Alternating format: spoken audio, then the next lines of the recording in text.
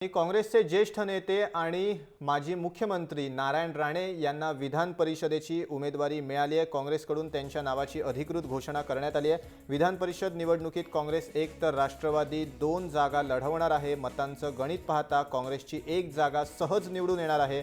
त्यामुळे नारायण राणेंचा विजय ही फक्त औपचारिकता शिल्लक राहिली आहे। नारायण राणेंची विधान परिषदेतली एंट्री जवळपास निश्चित झाली आहे।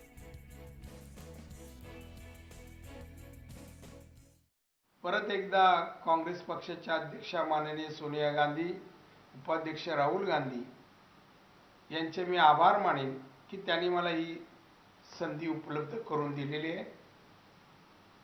मी एवढंच आजच्या प्रसंगी सांगेन, काँग्रेस पक्षाच्या या नेत्यांचा जो विश्वास आहे तो मी सार्थकी ठरवीन एवढंच मी सांगतो।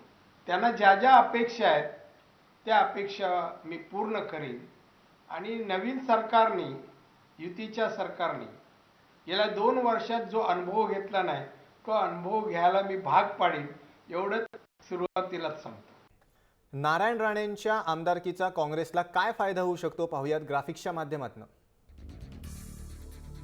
नारायण राणे निवडून गेल्यास विधान परिषदेत काँग्रेसला आक्रमक चेहरा मिळणार आहे।